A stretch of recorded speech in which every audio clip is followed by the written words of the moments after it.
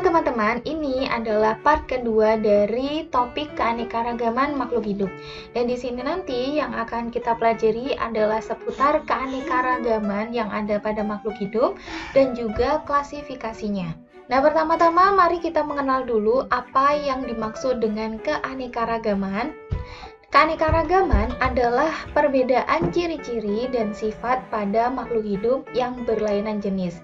Nah, di sini yang perlu kita garis bawahi itu adalah kata-kata berlainan jenis. Contohnya, terdapat bermacam-macam jenis hewan yang ada di lingkungan sekitarmu. Kemudian, pengertian variasi. Variasi adalah perbedaan ciri-ciri dan sifat pada makhluk hidup yang sejenis.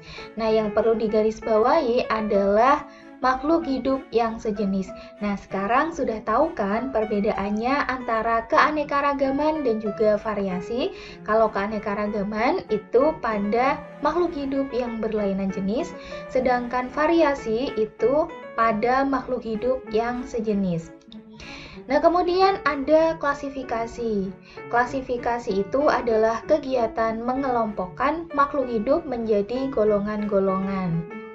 Cabang biologi yang khusus mempelajari klasifikasi itu dinamakan taksonomi. Tujuan klasifikasi ini adalah untuk mengelompokkan objek sehingga mempermudah dalam mempelajari dan mengenal berbagai jenis makhluk hidup. Nah, di sini ada gambar tentang beberapa makhluk hidup, beberapa hewan. Di sini hewan yang berlainan jenis. Nah, kemudian di sini ada salah satu contoh, kita ambil saja yang dari golongan kucing-kucingan. Di sini kita dapatkan ada harimau, kemudian singa, kucing, dan juga cheetah. Nah, kalau kita ingin mengklasifikasikan lagi menjadi terfokus lagi pada kucing. Nah, di sini kita mendapatkan jenis-jenis kucing. Ada kucing oranye, ada kucing belang-belang, kucing berbulu hitam, kucing berbulu putih, yang nggak ada kucing berbulu domba. Nah, kemudian untuk yang cara pengklasifikasian makhluk hidup, ada klasifikasi berdasarkan ciri luar makhluk hidup, manfaat makhluk hidup, habitus atau perawakan, tempat hidup, dan sebagainya. Di sini ada contoh penggolongan dari hewan berdasarkan jenis makanannya. Ini yang sudah kita bahas di video sebelumnya. Penggolongan hewan berdasarkan jenis makanan itu ada herbivora, karnivora, dan omnivora. Nah, kemudian tumbuhan juga bisa diklasifikasikan. Di sini ada dua contoh pengklasifikasian. Yang pertama berdasarkan jumlah keping lembaga biji. Nah, kita tahu bersama, sudah dijelaskan di video sebelumnya, berdasarkan jumlah keping lembaga biji, itu tumbuhan digolongkan menjadi dikotil dan monokotil. Di sini dibedakan antara dikotil dan monokotil. Kalau dikotil itu adalah keping 2, kalau monokotil adalah keping 1. Kemudian ciri-ciri dari daunnya monokotil, ini bacanya ke samping gini ya teman-teman. Ke samping gini. Nah, ciri-ciri dari tumbuhan monokotil itu tulang daunnya sejajar atau melengkung. Kemudian batangnya itu berkas pengangkut tersebar. Bagian perhiasan bunga hanya terdiri dari 3 atau kelipatannya. Kemudian bagian akarnya itu memiliki sistem serabut. Kalau untuk yang dikotil memiliki ciri-ciri tulang daun menyirip atau menjari. Pada batang, berkas pengangkut tersusun dalam suatu lingkaran. Bunganya, bagian perhiasan bunga terdiri dari 2, 4, 5 atau kelipatannya. Dan akarnya memiliki sistem akar tunggang. Kemudian untuk klasifikasi yang kedua, tumbuhan berdasarkan letak bijinya. Itu ada gimnospermi dan juga angiospermi. Kalau gimnospermi itu adalah biji terbuka, kalau angiospermi itu adalah biji tertutup. Kemarin udah tahu ya teman-teman, kalau biji terbuka itu contohnya apa? Ada pakis haji, ada melinjo gitu ya. Nah, terdapat upaya untuk mengelompokkan makhluk hidup secara umum berdasarkan kekerabatannya, itu dinamakan sistem filogeni. Nah, di dalam pengklasifikasian ini terus mengalami perkembangan. Yang awalnya itu sistem 2 kingdom, itu sampai sekarang itu menjadi sistem 6 kingdom.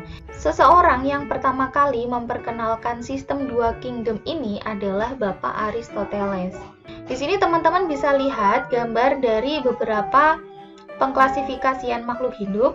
Ada plantae, di sini sekilas saja ya. Ada plantae itu dari jenis tumbuh-tumbuhan. Kemudian fungi itu jamur, animalia itu hewan, kemudian protista, monera, dan juga virus. Nah, ini perkembangannya mulai dari sistem 2 kingdom sampai sistem 6 kingdom. Jadi pada awalnya, pada sistem 2 kingdom itu hanya dibagi menjadi plantae dan animalia, yaitu dibagi menjadi tumbuhan dan hewan saja. Namun, seiring berjalannya waktu, pada sistem 3 kingdom dibagi lagi menjadi monera. Di sini muncul monera, jadi ada 3 ketambahan monera. Kemudian sistem 4 kingdom itu ditambah lagi ada fungi, yang tadinya fungi itu masuk ke dalam jenis plantae, tapi karena fungi itu tidak memiliki klorofil, akhirnya fungi itu mendapatkan tempat sendiri. Pada sistem 5 kingdom itu ketambahan protista, pada sistem 6 kingdom itu ketambahan virus. Sekarang yang akan kita bahas adalah sistem 5 kingdom. Jadi untuk virusnya tidak kita bahas di sini. Sistem 5 kingdom tadi, yang pertama yang akan kita bahas adalah kingdom monera. Kingdom monera itu memiliki ciri khas bahwa selnya itu tidak memiliki membran inti. Nah, yang termasuk dalam kingdom monera itu adalah bakteri dan ganggang hijau biru. Kalau untuk bakteri itu sendiri, bakteri berukuran sangat kecil, mikroskopis sehingga hanya dapat diamati dengan mikroskop. Selnya bersifat prokariotik atau inti sel tidak diselubungi oleh membran inti, sehingga hanya disebut daerah inti. Perkembangbiakannya dengan cara membelah diri. Bentuk bakteri bermacam-macam, ada yang berbentuk batang, berbentuk bulat, dan ada yang berbentuk lengkung atau seperti spiral. Bakteri yang berbentuk basil dan kokus biasanya mempunyai flagella atau rambut cambuk yang digunakan sebagai alat gerak. Bakteri ada yang dapat hidup tanpa menggunakan oksigen yang disebut bakteri anaerob, misalnya Clostridium tetani penyebab penyakit tetanus. Bakteri yang lain hanya dapat hidup dengan menggunakan oksigen bebas yang disebut bakteri aerob, misalnya Mycobacterium tuberculosis penyebab penyakit TBC. Di sini ada beberapa contoh dari bakteri. Yang pertama adalah Salmonella typhosa, ini penyebab penyakit tipes. Kemudian yang B ada Mycobacterium tuberculosis, penyebab TBC. Yang C ada Escherichia coli, ini yang hidup di usus besar manusia. Yang D ada Rhizobium radicicola, ini hidup bersimbiosis dengan tanaman kacang-kacangan. Dan ini diambil dari ini ya, apa namanya, akar dari kacang-kacangan, dan rhizobiumnya itu yang berbentuk bintil-bintil ini. Yang E ada Bacillus atrasis yang merupakan penyebab dari penyakit antraks pada ternak. Masih di kingdom monera, ini adalah ganggang hijau biru. Ganggang hijau biru itu mempunyai ciri-ciri seperti bakteri, namun mempunyai klorofil yang digunakan untuk fotosintesis. Nah, di sini ada beberapa contoh dari ganggang hijau biru. Yang pertama adalah Anabaena sisade. Ini hidup bersimbiosis pada akar pakis haji. Tahu ya akar pakis haji? Pakis hajinya. Jadi pakis haji itu adalah salah satu tanaman yang memiliki biji terbuka. Yang B itu adalah Anabaena azolla, hidup bersimbiosis di akar paku air. Kemudian yang C ada Spirulina maxima, ini yang dimanfaatkan sebagai sumber makanan berprotein tinggi yang disebut protein sel tunggal. Ini biasanya digunakan untuk sebagai obat-obatan. Jadi kalau teman-teman lihat ya, misalkan teman-teman ada kayak kubangan air bersih dan di situ ada rambut-rambutnya seperti lumut hijau, itu sebenarnya bukan lumut teman-teman, tapi itu ganggang. Nah, bisa jadi yang bentuknya seperti rambut itu adalah Spirulina maxima. Kemudian yang D ada Oscillatoria, merupakan ganggang biru yang berbentuk filamen. Yang E ada Glaucapsa atau ganggang biru bersel tunggal yang dapat memfiksasi nitrogen bebas di udara. Untuk kingdom yang kedua ada Kingdom Protista yang meliputi berbagai jenis makhluk hidup yang mempunyai sel eukariotik atau mempunyai inti sel yang diselubungi membran inti. Yang termasuk ke dalam Kingdom Protista adalah protozoa dan ganggang selain ganggang biru. Nah, yang pertama protozoa dulu ya. Protozoa merupakan mikroorganisme yang mempunyai ciri-ciri seperti hewan, yaitu dapat bergerak bebas dan tidak mempunyai klorofil. Protozoa mempunyai alat gerak berupa kaki semu, cilia atau rambut getar, dan flagela atau rambut cambuk. Sehingga protozoa dibagi menjadi 4 kelompok berdasarkan alat geraknya, yaitu Rhizopoda, Flagellata, Ciliata, dan Sporozoa.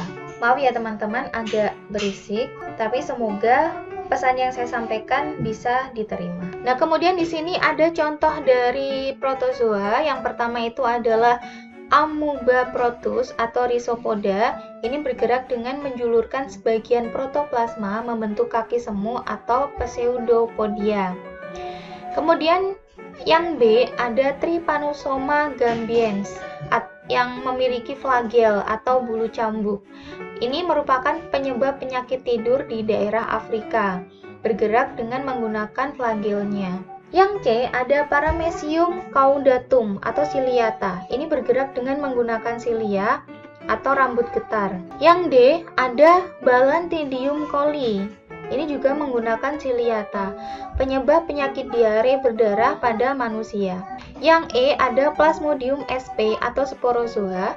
Ini merupakan penyebab penyakit malaria pada manusia. Selanjutnya ada ganggang atau alga. Pasti teman-teman pernah kan melihat air kolam atau sungai yang berwarna hijau. Nah, warna hijau itu disebabkan karena melimpahnya ganggang yang hidup di perairan itu. Selain hidup di daerah perairan air tawar, ganggang juga dapat ditemukan di air laut dan di tempat-tempat lembab seperti tanah, tembok, kulit pepohonan. Ganggang mempunyai ciri-ciri yang menyerupai tumbuhan, yaitu mempunyai dinding sel dan berklorofil untuk fotosintesis.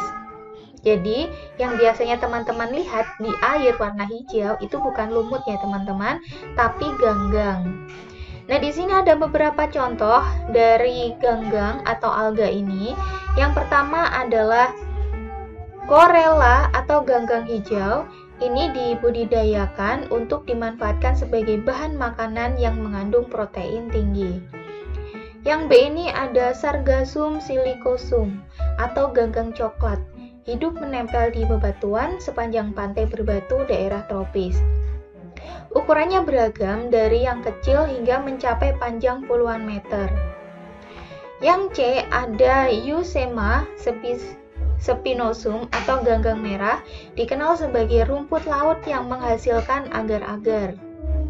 Yang D ada Diatom atau ganggang pirang, umumnya hidup sebagai plankton di laut.